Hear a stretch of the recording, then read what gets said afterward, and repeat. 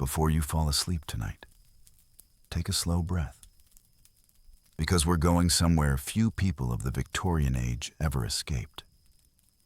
Deep beneath England, there were tunnels so narrow you couldn't turn your head. Passages where men crawled on hands and elbows, their lamps trembling in air so thin it barely kept a flame alive. Down here, darkness wasn't just the absence of light, it was a living presence.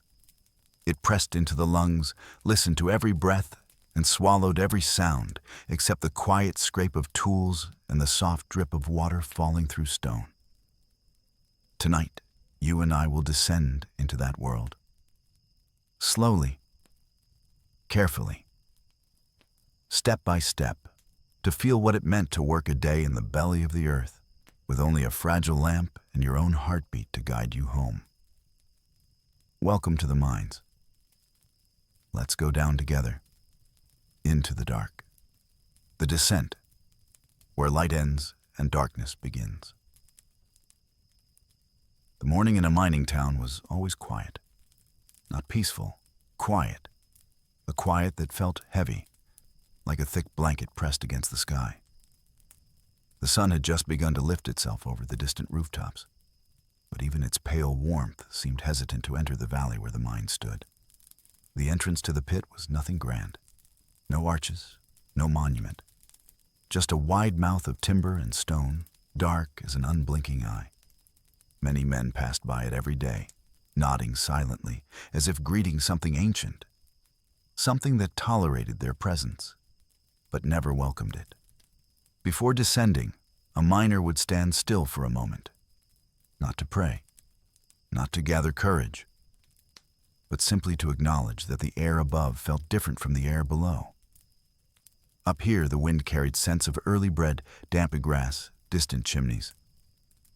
Down there, the wind did not exist. Only breath, the dust, and the weight of the earth.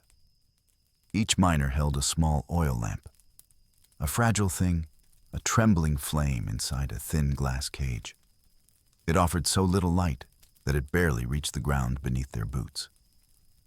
Yet this tiny flame was everything. Without it, the tunnels swallowed a man whole. One step, then another. Wooden supports creaked softly as the descent began. The world behind them, sunlight, sky, voices, narrowed like a fading memory. Footsteps turned hollow as the path changed from soil to stone, from stone to packed earth, from earth to pure darkness. The first tunnel always smelled the same. Damp walls, cold iron, a faint sweetness of coal dust, almost metallic in the throat.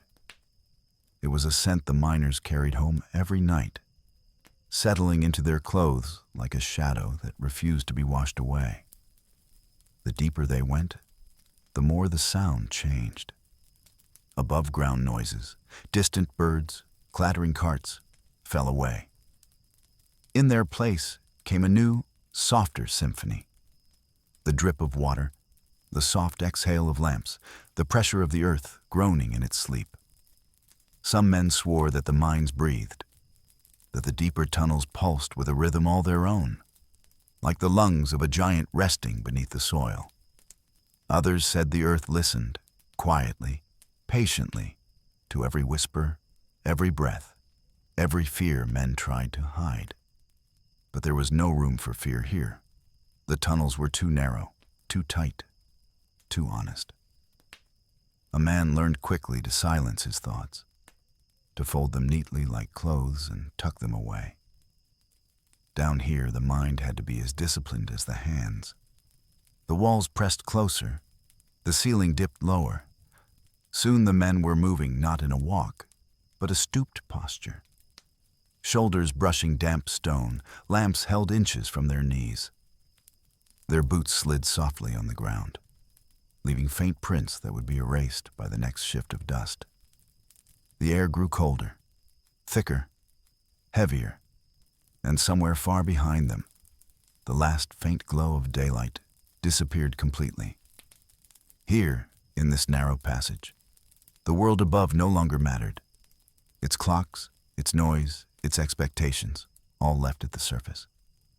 The tunnels demanded presence, attention, breath by breath. Each step was a quiet negotiation with the earth. Let me pass, just for today. Let me pass. And yet, there was a strange comfort in it. A rhythm, the soft sway of lamps, the steady crunch of boots, the subtle hum of men working together without words. As they moved deeper, the light of each lamp blended into the next, tiny islands of glow in a sea of shadow. Sometimes the flame flickered as if it sensed a shift in the air. Sometimes it steadied as if accepting the dark as an old acquaintance. This was the beginning of every miner's day, not with sunlight, not with breakfast, but with a descent, a slow surrender of the senses to the world beneath the world. Down here, in the first breaths of darkness, a miner was reminded of something that most people never knew, that the earth, when you listen closely, whispers back. The narrow ways, crawling through the veins of the earth. The tunnel gradually shifted from a confined walkway into something smaller, narrower, closer to a crawl than a path. It happened subtly at first. A lowered ceiling here, a tighter wall there, until the miners were forced to lower their heads, curve their backs, and finally, to bend almost double as the earth's grip tightened around them. For many newcomers, this was the moment where breath grew short, not because the air was scarce, but because the space itself felt alive, pressing in from all sides, measuring the shape of your bones. The sound changed here too. The echoes softened, swallowed by the close-packed walls. Even a whisper seemed too loud, as though the dark might snap it in half. This was where the real work began. The men paused only briefly.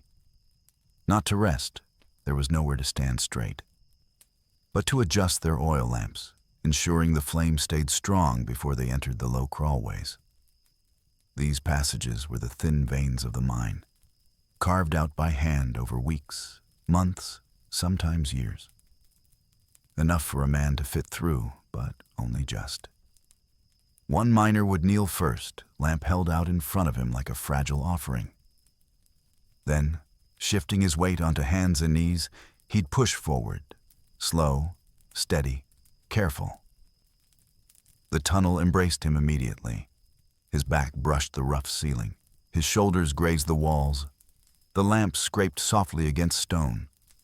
Dust drifted down with every breath, settling on his clothes, his hair, his skin. Behind him, another miner followed, and another.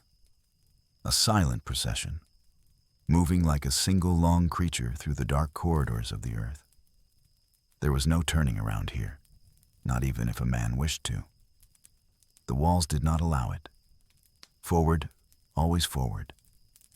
The pace was slow, measured, as deliberate as the heartbeat of the mountain itself. Every movement was calculated, a hand pressed against stone, a knee finding a steady patch of ground, a breath released softly to avoid stirring too much dust. The men had long learned to make themselves small, flexible, quiet. Some called it crawling, but miners had another word for it: slipping.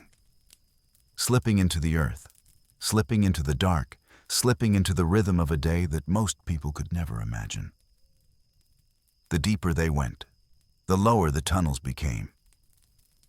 At times, a miner had to flatten himself entirely, pushing forward on his elbows and forearms, his lamp tucked under his chest like a weak, trembling heartbeat.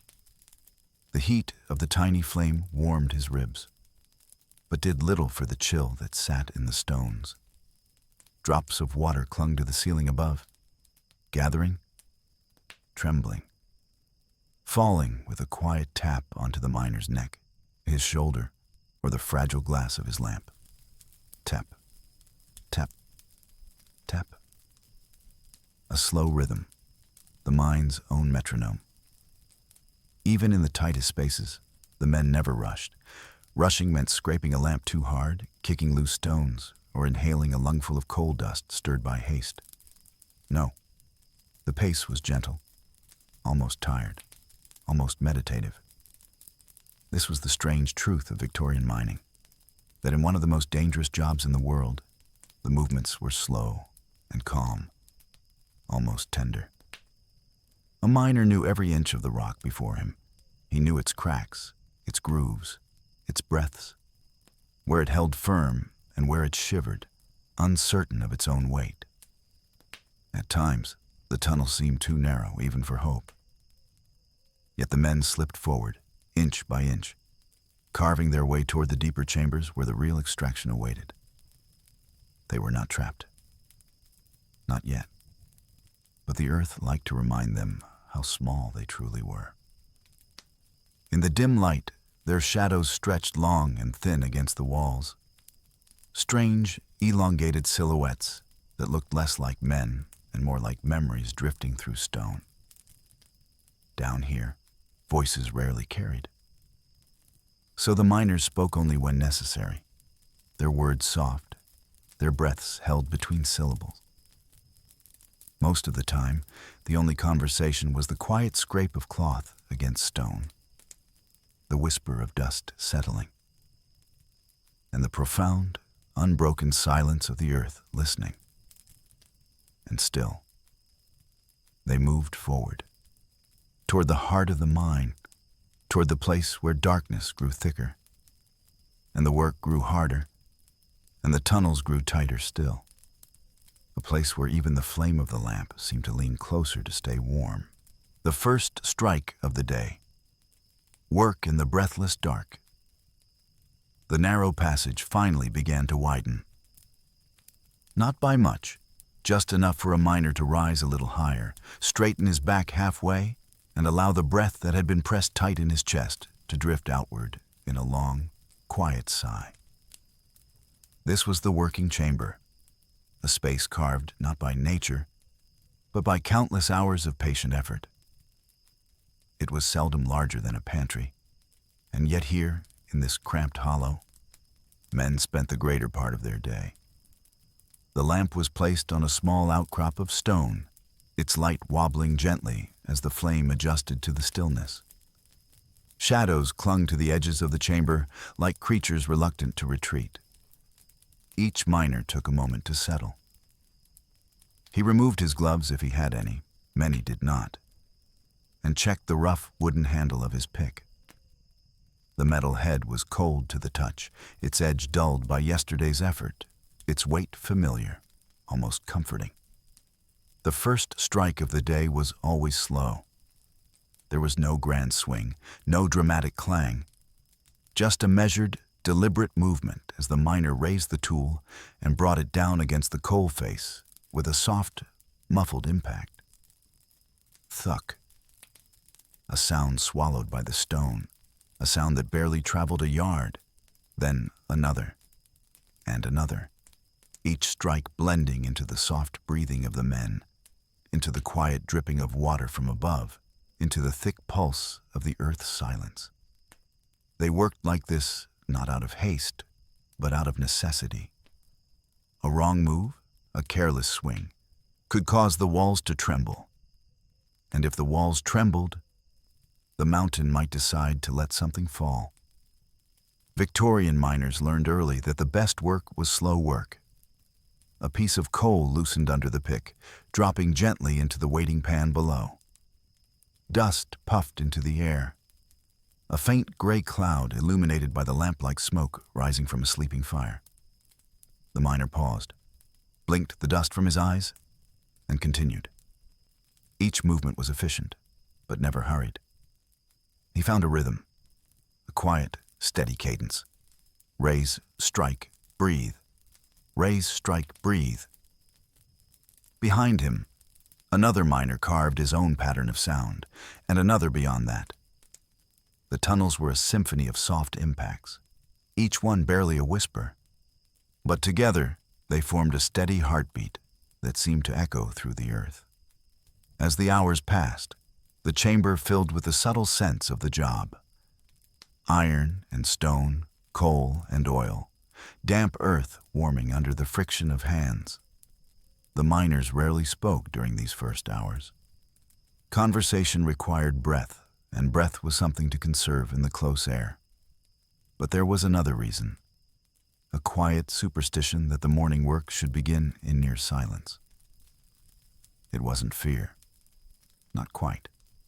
It was respect, a recognition that they were deep in the earth's body, and that the earth, if disturbed too early, might shift in its sleep. Sometimes, the only sign of another man's presence was the flicker of his lamp bouncing faint reflections across the walls, little glimmers of life in a place where everything else felt ancient, rooted, unchanging. When a larger chunk of coal finally loosened and slid free with a soft crumble, the miner guided it into the waiting pan, his hand steady, his face expressionless, as though this moment, this quiet triumph of labor over stone, was simply another breath in the long day. He paused again, rolled his stiff shoulders, and let his gaze drift upward to the ceiling just inches above his head. A thin crack ran through the stone, barely visible in the lamplight. It had been there yesterday, and the day before. It whispered a warning, but a familiar one. Like a creak in an old house, too constant to feel urgent. Still, the miner touched the crack lightly with the tips of his fingers, acknowledging it the way one might acknowledge an unpredictable neighbor. Then he picked up his tool again. The rhythm resumed, slow, steady, soft, the heartbeat of the mine. As the lamp flickered, dust swirled peacefully in the golden glow, turning the tiny chamber into something that felt almost suspended in time. A quiet pocket of existence in the endless dark. And so the day, deep beneath Victorian England, truly began. The groaning earth, when the mine reminds you it is alive. As the morning hours slipped by underground, the rhythm of work settled into something steady. A muted harmony of soft strikes, tapping lamps, and quiet breaths held between motions. But in the deep passages of a Victorian mine, silence never lasted long. Not the true silence of an empty field or a quiet bedroom. This silence had texture, a weight, a pulse, for the earth, even when it slept, was never still. It began with a soft shift beneath the soles of their boots, a tiny tremor, so faint it might have been mistaken for imagination. Then came the low sound, a deep, distant groan rolling through the stone, like a sigh from something massive and unseen. The miners froze, not in panic, not even in fear, but in instinct, the instinct of men who had spent their lives listening to the moods of the ground. A lamp flame flickered. Dust drifted gently from the ceiling, spiraling down like falling snow before settling on the miners' shoulders. For a moment, the only sound was the soft tick of stones shifting in the walls.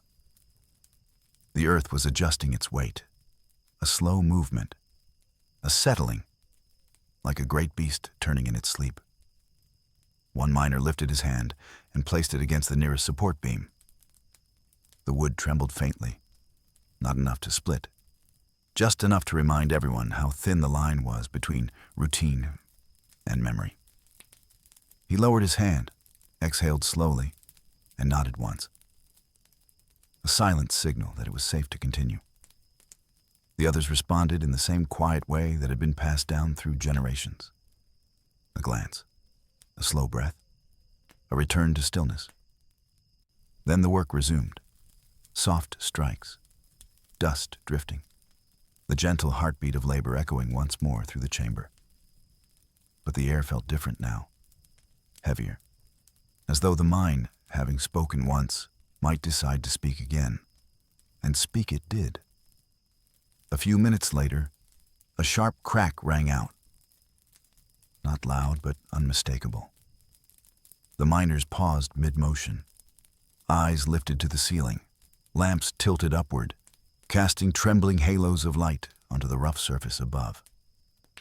There it was, a fresh hairline fracture, thin as a thread of silver, running across the stone where none had been a moment before. The men watched it quietly, waiting to see if it widened. It did not yet. A single droplet of water formed along its edge, quivering in the lamplight before falling with a soft, echoing tap onto the miner's hand. He did not flinch. He had felt far worse. But the coldness of the drop sent a slow shiver up his arm. This, too, was part of the mine's language. A message, a reminder, one wrong pick strike, one careless movement, and the ceiling might decide that holding itself up was no longer worth the effort. But fear had no place here. Not because the men were brave, though many were, but because fear was a luxury the tunnels did not allow.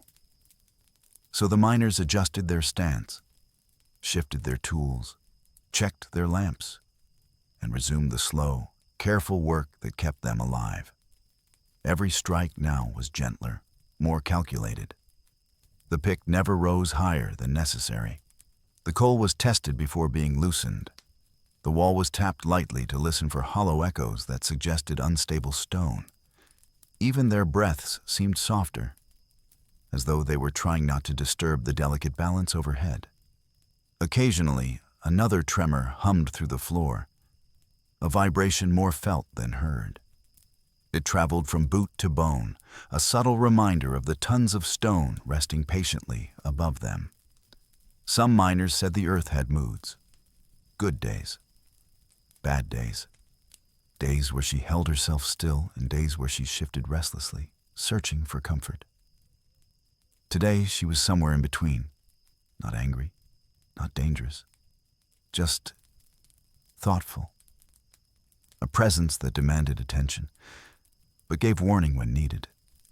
In this strange partnership between man and mountain, listening was the most important skill. Not strength, not bravery. Listening. And the miners listened well.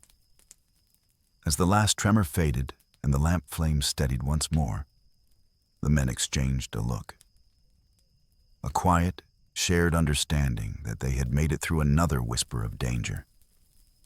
They returned to their work with the same slow rhythm that had carried them this far.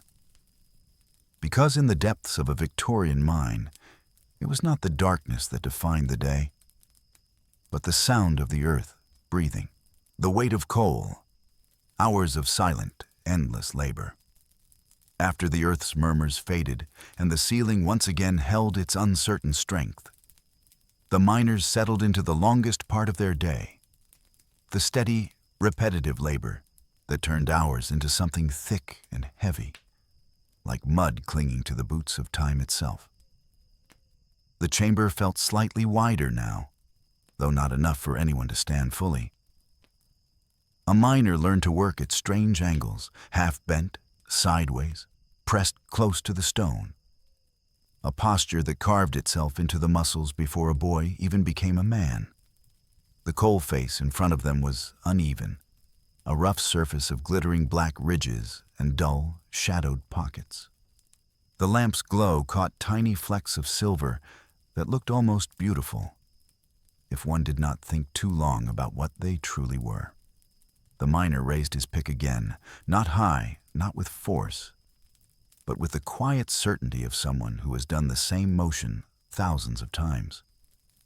Thuck. A soft impact, barely louder than a heartbeat. Then another, and another. Each strike loosened only a small piece of coal, no larger than a fist. Enough to matter. Never enough to show progress. When the fragment fell, the miner caught it with a practiced hand, guiding it gently into a shallow wooden pan so as not to create a clatter that might disturb dust, stone, or nerves. The chamber slowly filled with the muted scent of coal powder and warm metal. Dust floated in the lamplight like drifting embers from a quiet fire. Beautiful in motion, unforgiving in breath. miners learned to breathe slowly, measured through cloth if they were lucky, through cracked lips if they were not. Every few minutes, one of them would pause to draw a hand across his forehead, sweeping away a layer of soot only to reveal another beneath it. No matter how carefully they worked, coal clung to them. Their clothes, their hair, their skin, their eyelashes, until they looked less like men and more like shadows given shape. But there was rhythm in it. A strange, repetitive comfort in the rise and fall of the pick. The gentle scrape of loosened stone, the soft thump of coal dropping into the pan. It was a rhythm of survival, of wages earned crumb by crumb, of families waiting above, counting on this quiet, dark labor that almost no one outside the valley ever understood. When a pan filled halfway, the miner shifted his weight and began the slow process of sorting and clearing. He lifted the wooden tray into his lap, tilted it slightly, and ran his hand through the coal pieces, feeling for size and shape. The larger lumps were valuable, worth more to the owner. The smaller fragments would be collected separately, not wasted, but never praised. Each movement stirred a soft cloud that rose in a gentle spiral, hovered in the glow like a tiny spirit of the mine, and then slowly settled again into the grooves of the chamber floor. Behind him, another miner coughed once. A short, dry sound that echoed through the narrow space before being swallowed by the walls. Coughs were common, unremarkable. The mine took something from the lungs every single day, quietly, without rush, as though it had all the time in the world. Hours stretched. Long, quiet hours marked only by the slow filling of wooden pans and the endless descent of dust onto tired shoulders. Sometimes a miner leaned back, resting for a moment against the cold stone behind him. The wall offered no comfort, but it offered stillness, and that was often enough. He would close his eyes, just for the span of a deep breath, listening to the distant rhythm of other chambers. The faint taps, the soft knocks, the near silent murmurs of men working in pockets of darkness he would never see. Then he opened them again, rubbed coal dust between his fingers until it felt familiar, and returned to the task. In the deep tunnels of Victorian England, time did not pass with the rhythm of clocks, but with the slow accumulation of weight. The weight of coal, of effort, of breath, of silence. And all the while, the mountain above held its peace only by choice, thin air, breathing in the dust of the deep. The deeper the men worked, the more the air changed. It was subtle at first, a slight heaviness in the chest, a slower rise and fall of breath, the sense that each inhale carried something colder and older than anything found above ground. Victorian mines were living lungs, but their air did not move quickly. It drifted, seeped, slipped through cracks only when it had no choice. A miner learned to read the air as carefully as he read the stone. Today, it felt thin, not dangerously so, but enough that each breath seemed to travel a little further before finding comfort. The lamps sensed it first. Their flames grew long and narrow, stretching like tired fingers reaching for something just out of grasp. The glow dimmed, then steadied again, as though the lamp itself was deciding whether it could continue. A miner noticed. He always noticed. He lifted the lamp gently, watching the flame sway, its soft yellow turning faintly blue at the edges. A quiet sign that the air was growing tired. Nearby, another miner paused his work. His breath came out in a slow, controlled exhale, sending a dust cloud drifting upward like pale smoke. The chamber felt warmer now, not with fire or heat, but with the trapped breath of men and the press of stone overhead. The deeper tunnels always held this warmth, the kind that clung to skin, to clothes, to thought. A droplet of water rolled down the miner's neck. Not from above, but from his own sweat, cooling in the chill of the mine. The temperature played tricks down here. Cold stone, warm air, cold breath, warm skin. A confusion of sensations that the body accepted only because it had no alternative. He leaned against the wall for a moment, allowing the rough stone to press firmly into his shoulder. The pressure grounded him, reminded him of the boundaries of his body in a place where even breath seemed uncertain. Slow, he whispered to himself. Not aloud, but in the quiet voice that lived in his bones. Pace was everything. Breathing too quickly stirred dust. Breathing too deeply tired the lungs. So he inhaled softly, letting the air settle like cool water at the bottom of a cup.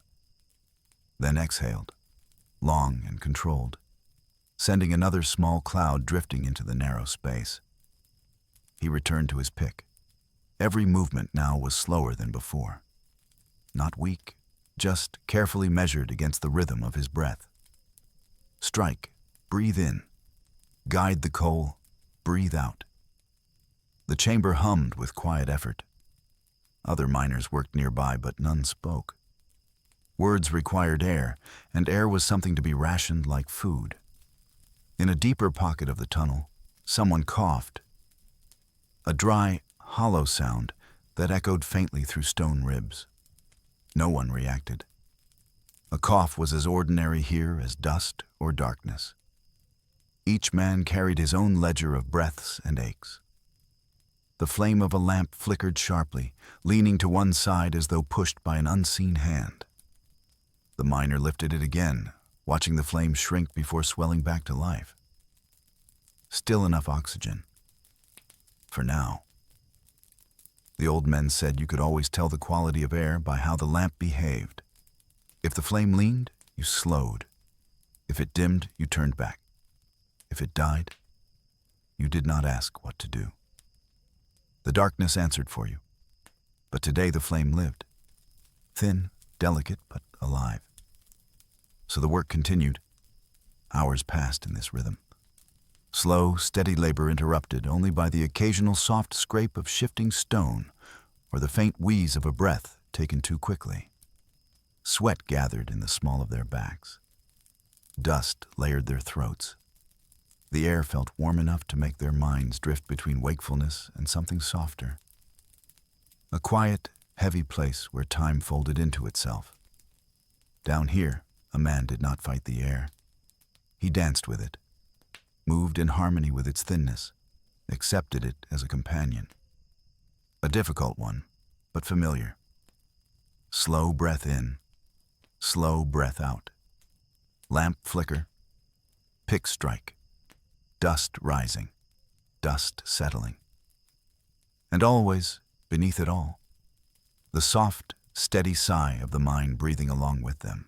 The chain of shadows, passing the day's burden.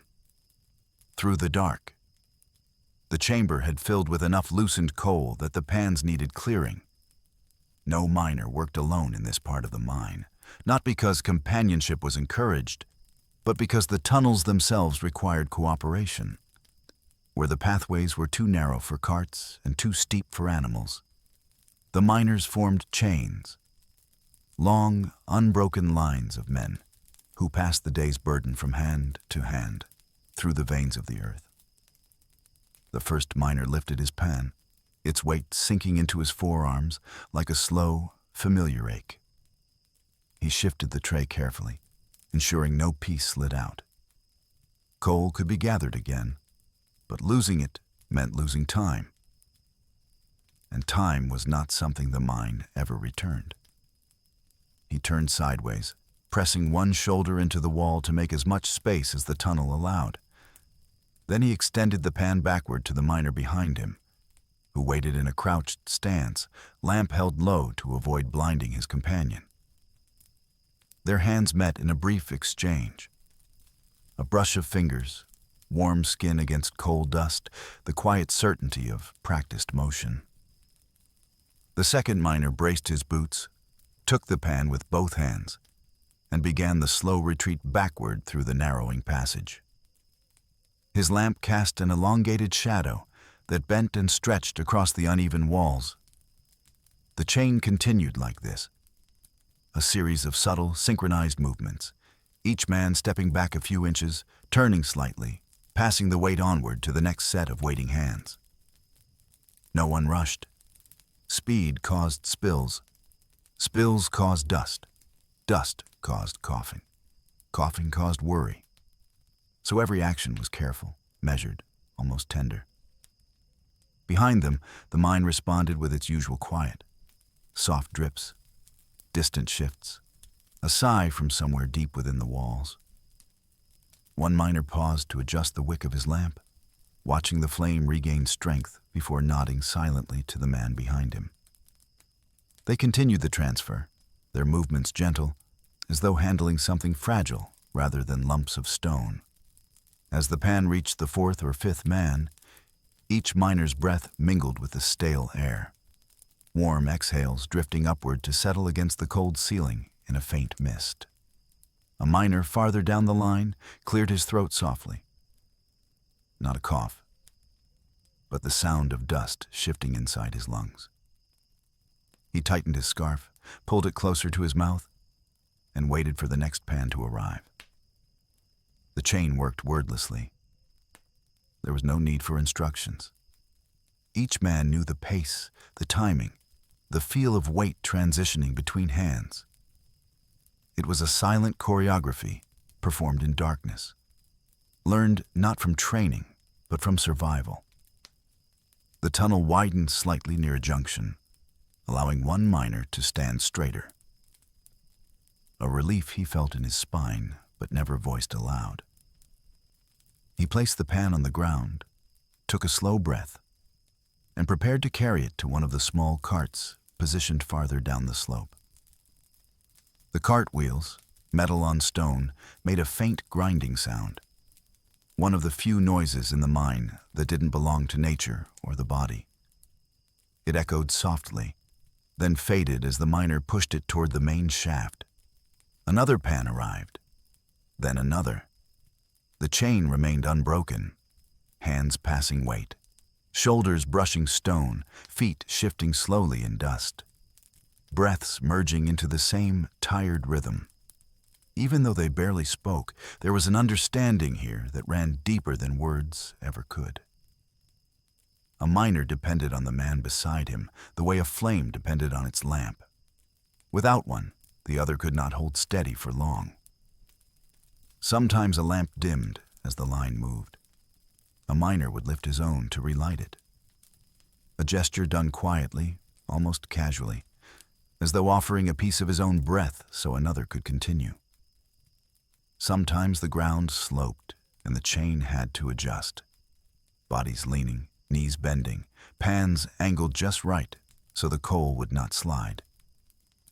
And sometimes, in rare moments when one miner paused to ease a cramp in his hand or settle the ache in his wrist, the others waited. Not impatiently, not anxiously, just waited. Because the chain was only as strong as the slowest breath in it. There was a kind of beauty here, hidden in the dim glow of oil lamps and the quiet cooperation of tired men. A beauty of endurance, of trust, of shadows working together in a world where nothing survived alone.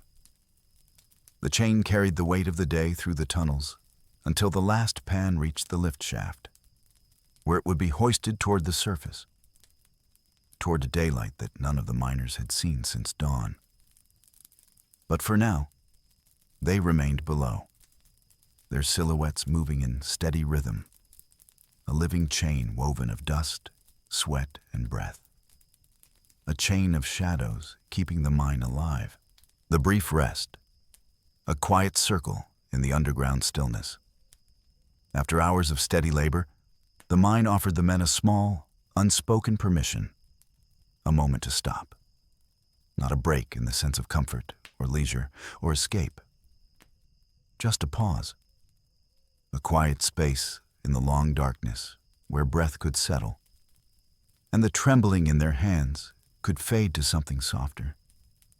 The chamber they chose for rest was no larger than the others, but it carried a different air, as though the earth itself recognized fatigue and loosened its grip just enough to let the men sit without strain. One by one, they eased themselves down onto the flat stones or packed earth, their backs leaning against the cool walls, their lamps placed in a small circle on the ground between them. The lamps' glow pooled together, creating a dim, trembling oasis of light surrounded by absolute blackness. Outside the circle, the tunnels continued in silence. Long, narrow lines of night stretching into unseen depths. Inside the circle, for a moment, the world felt almost gentle. A miner removed his cap, shaking loose a small shower of coal dust that floated in delicate spirals before settling on the ground. Another rubbed the bridge of his nose with soot-darkened fingertips, trying to ease the dull ache that lived behind his eyes. Most simply sat still, their breaths slow and heavy, their bodies learning again what it felt like not to move. Nobody spoke first. There was something sacred in these early seconds of rest. A silence earned through effort, through strain, through every ounce of energy left deep in the walls of the mine. Eventually, as breath steadied and heart slowed, someone reached for a small tin flask, unscrewed the cap, and took a careful sip. The sound of water, barely a trickle, seemed impossibly loud in the enclosed chamber. He handed it to the man beside him, who drank with equal care, trying not to spill even a drop onto the thirsty earth below. A miner farther back opened a cloth-wrapped bundle, 2 slices of coarse bread, and a piece of cold potato. The meal was small, but he ate it slowly, as though savoring the ritual more than the food. Someone finally spoke. A low murmur, just a fragment of a sentence, half swallowed by the air. A quiet response followed. Another voice joined in. The miners did not talk about fear or danger, or the weight of stone above their heads. Those thoughts stayed folded in the corners of the mind where even the lamps could not reach. Instead, they spoke of ordinary things. A son learning to walk, a neighbor's sick cow, a new pair of boots bought on credit from the shop above the valley. Small stories, easy stories. Stories that reminded them there was a life waiting beyond the dark. As the men spoke, their faces softened. Shadows lay gently across their cheeks. Coal dust highlighted the weary lines near their eyes. But the glow of the lamps gave each of them a quiet warmth, a fragile golden outline that made them look not like laborers or shadows or ghosts of the earth, but simply like people finding comfort in each other's presence. One miner leaned his head back against the stone, closing his eyes just long enough to feel the stillness settle behind his eyelids. Another rubbed the stiffness from his wrists, feeling the pulse of tired muscles that had swung a pick thousands of times already today. They were exhausted. But exhaustion felt different when shared quietly among those who understood it. After a few minutes, breaths began to deepen again. But in that deepening, there was no rush. No man hurried the end of this moment. The mind demanded much of them, but it allowed this, a small sanctuary in the middle of an endless day. The lamps flickered gently as one tiny draft passed through the chamber. It was not enough to chill them, but enough to remind them that their rest existed within the fragile permission of the earth. One by one, the miners lifted their heads, stretched their arms, put their caps back on, their movements slow, as though trying not to disturb the delicate balance of peace they had created. The first man rose to his feet, steadying himself against the wall. Another followed, then another. Soon the lamps were lifted from their circle on the ground, each flame carried carefully back into the surrounding tunnels. For a brief moment, The chamber glowed softly, a pool of memory left behind by tired men. Then the circle broke, and the shadows returned to claim the space once more. The rest was over, but for a few minutes they had remembered that beneath all the stone and darkness, there was still room for warmth. The hunger of darkness, where the lamp ends and night begins. Once the brief rest faded, and the chain of lamps stretched once more into the narrow tunnels, the men were reminded of a truth that every miner learned early. Down here, the darkness was not simply the absence of light. It was a presence. Quiet, patient, as old as the rock itself. The lamp illuminated only a small circle, a trembling bowl of gold no wider than an outstretched arm. Beyond that, everything dissolved into thick, velvety shadow.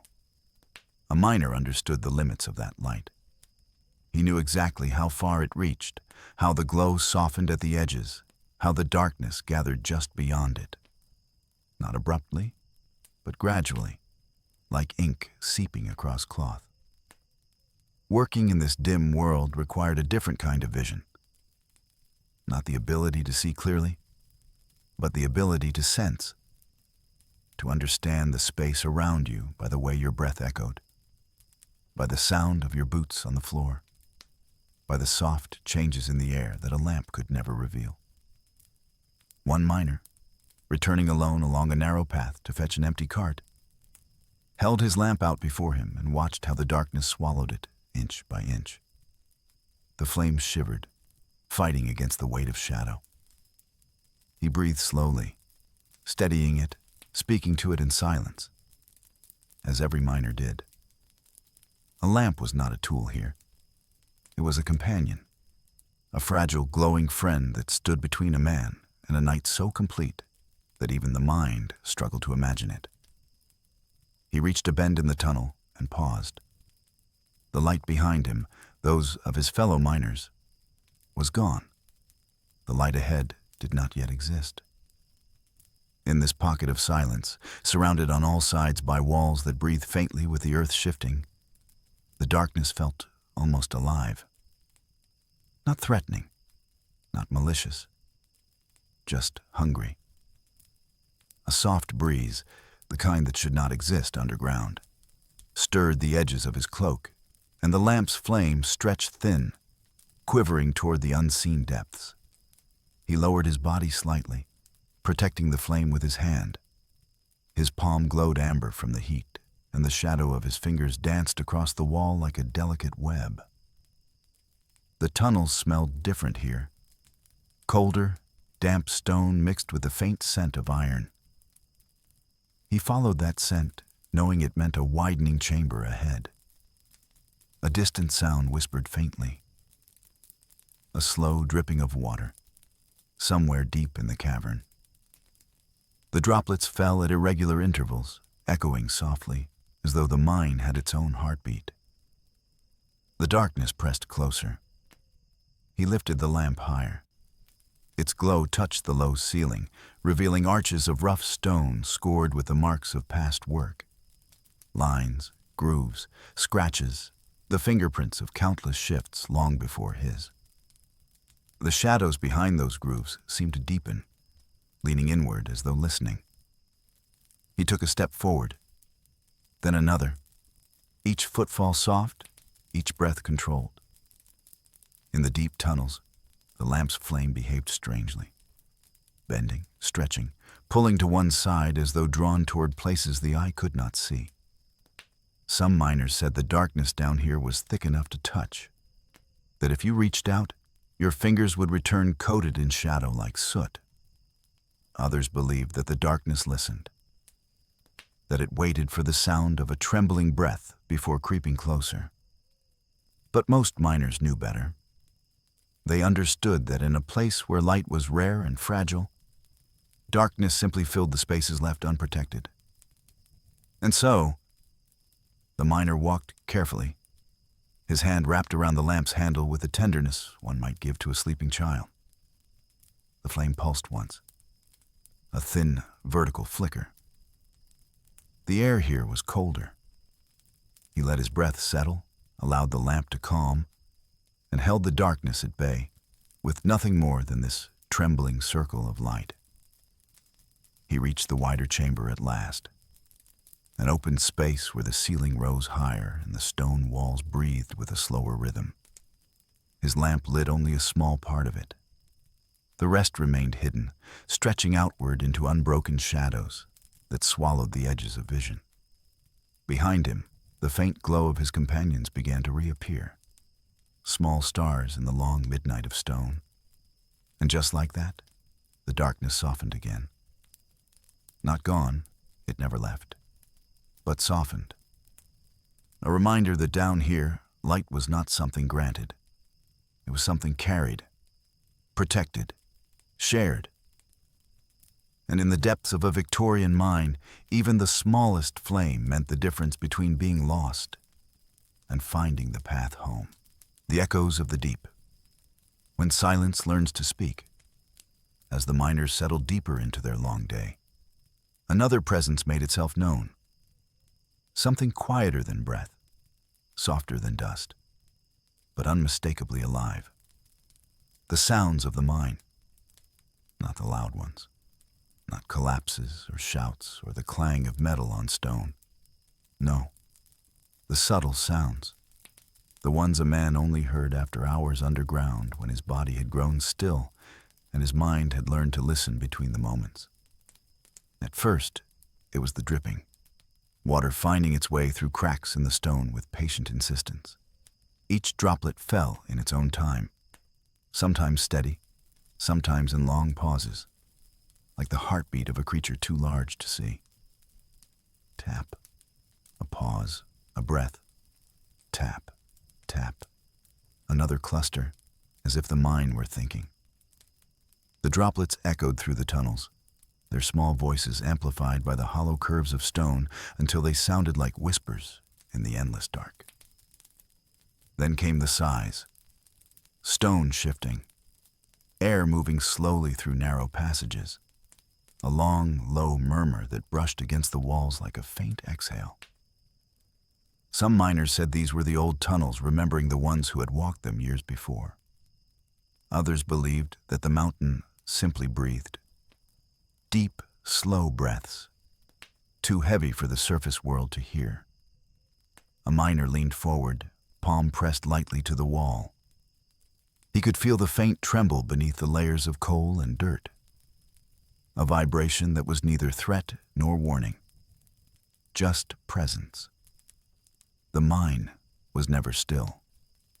Farther down the tunnel, a piece of loose gravel slipped from a ledge with a soft clatter. The sound carried strangely, dancing along the walls, splitting into faint echoes that came back from several directions at once. It was impossible to tell where the noise truly began. But the miner did not startle. He merely paused, waited for the echoes to settle, and listened for anything else. Nothing followed. Just the slow return of the mine's natural hush. Above him, the ceiling answered with a faint creak.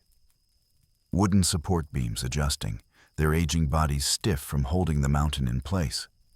The lamplight caught the edges of the beams, casting long shadows that swayed gently, as though breathing in rhythm with the earth. Nearby, two miners working side by side spoke in quiet murmurs. A few words, barely more than a breath. But in the deep dark, their voices seemed almost too large for the space. They lowered their tone instinctively out of respect for the delicate balance between sound and silence. One miner paused, lifting his lamp. The flame flickered as a faint draft moved through the tunnel, air shifting from one unseen pocket to another. Drafts were rare this deep. When they came, they carried with them the cool scent of distant chambers and the knowledge that the mine stretched far beyond what any lamp could reveal. The miner tilted his head, listening. A soft hum, barely audible, lower than a whisper, moved through the stone. It was the vibration of distant work, a pick hitting coal half a corridor away. The echo traveled through the rock like a message carried through bones. He recognized the rhythm. It was steady, calm, no danger there. He turned back to his own task. For a while, the only sound was the gentle scrape of tools and the quiet interplay between breath and dust. Then, a distant, hollow knock. Not sharp, not alarming. Just a lone sound that drifted through the tunnels like a lost step. It might have been a rock fragment falling, or a piece of wood settling, or the earth shifting its weight after centuries of stillness. Whatever it was, the miners paused again. They always paused for knocks, not because they were afraid, but because the mind was speaking. A moment passed. Another.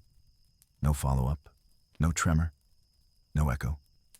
Just the slow return of water tapping on stone, the gentle flicker of lamps, and the deep, steady breath of men who had learned to hear more in silence than in sound. In this strange, echoing world, every noise mattered.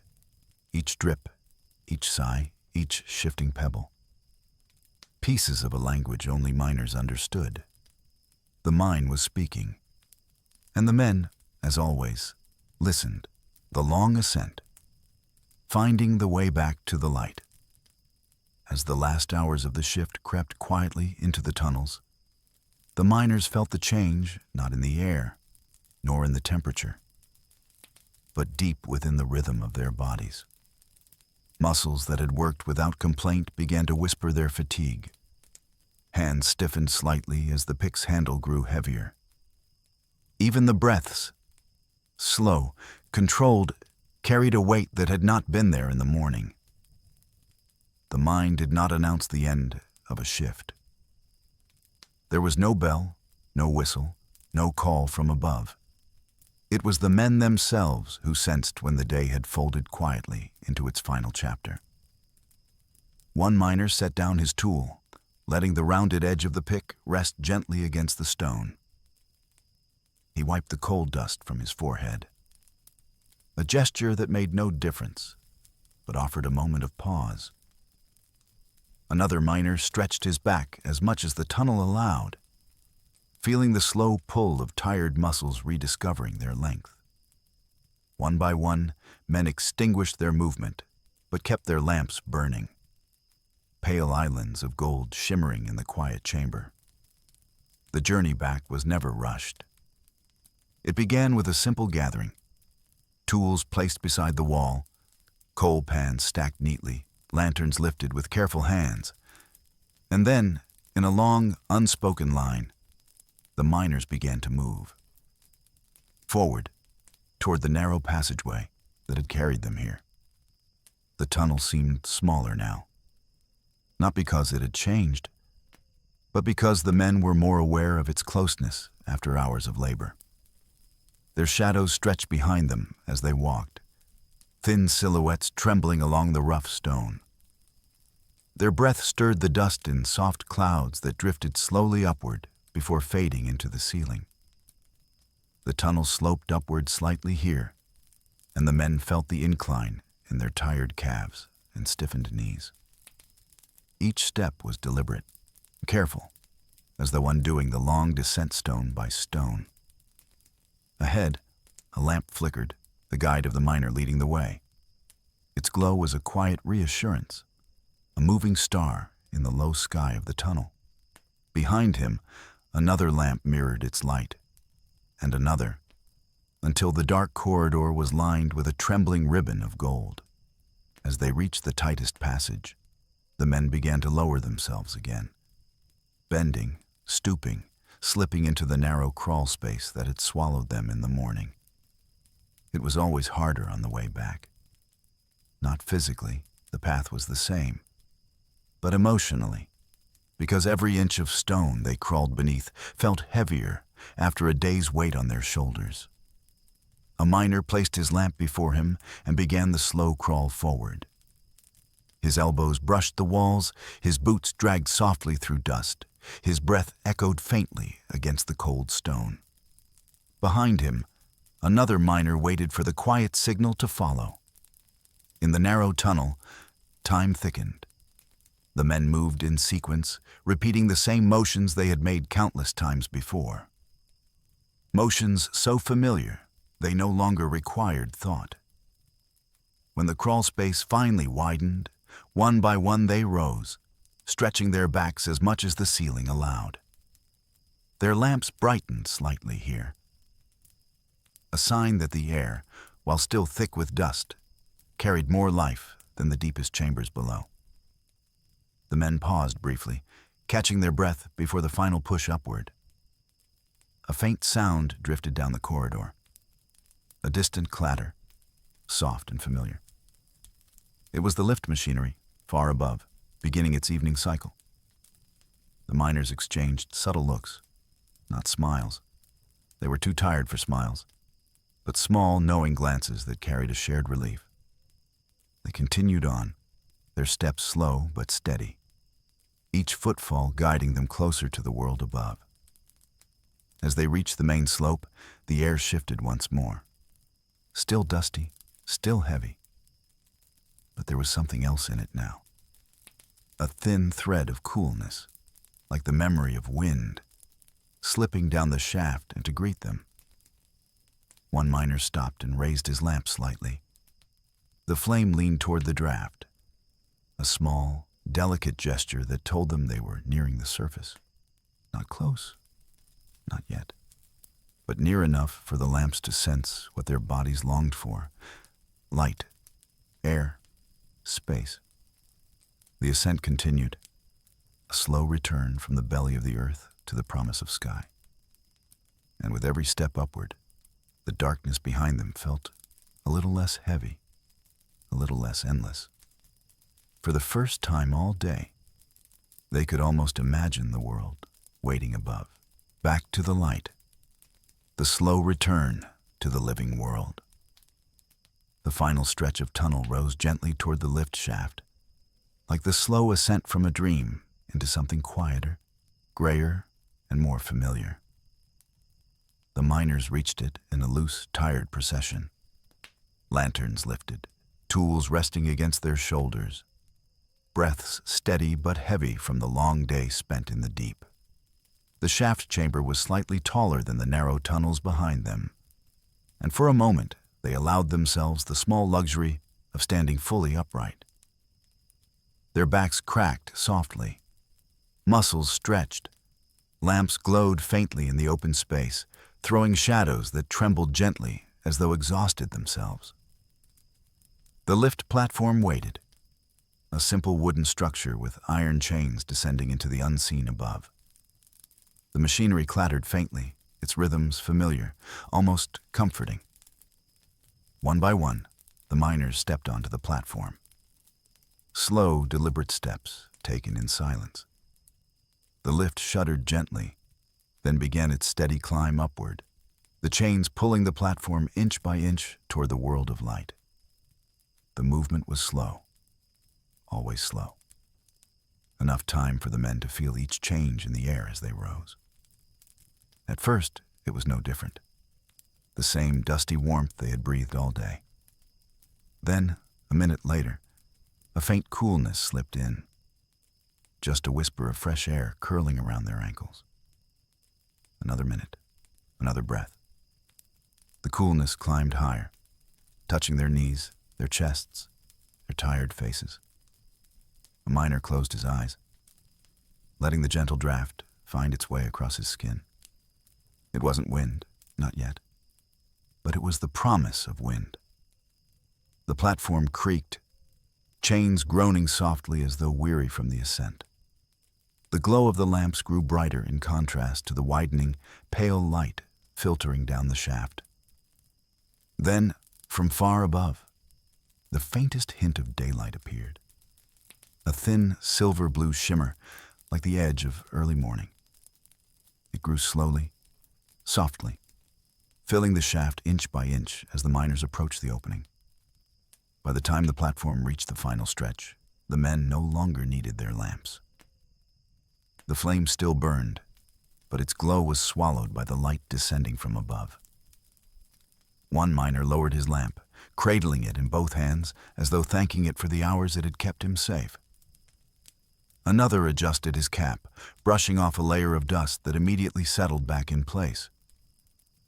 The platform rose one last inch, and then they emerged. The world met them not with brightness, nor noise, nor movement, but with a gentle, muted stillness of late afternoon. Gray clouds drifted across the sky, carrying the scent of cold wind and damp soil. The valley was quiet, the kind of quiet that followed long labor and waited for evening to begin. The miners stepped off the platform without hurry, their boots pressed into soft earth, their eyes squinting slightly as they adjusted to the open space. The air felt enormous, too wide, too empty, too free. After hours spent in rooms the size of coffins and tunnels the width of breath, the sky seemed almost unreal. A vast, trembling canopy stretching outward in every direction. One miner inhaled deeply. The cold air reached the bottom of his lungs, pushing out the stale dust, leaving behind something sharp and alive. Another rubbed his hands together, listening to the small rasp of dry skin against coal-dusted palms. A third paused, turning back to the shaft, a silent acknowledgement of the place that had held him for the better part of the day. They did not speak. Words felt unnecessary here. The mine had drained everything but the essential. Slowly, they began to walk toward the path leading home. Their shadows stretched long in the pale evening light. Behind them, the lift rattled one last time before falling still. Ahead, the lights of the town glimmered faintly. Small houses, thin trails of smoke, the promise of bread, warmth, and familiar voices. The day in the darkness had ended, not with triumph, not with fanfare, but with the simple, quiet relief of returning to the living world. And as the miners disappeared down the winding path, their lamps now extinguished, the mine behind them sighed softly, settling into its nightly silence until dawn called them back again.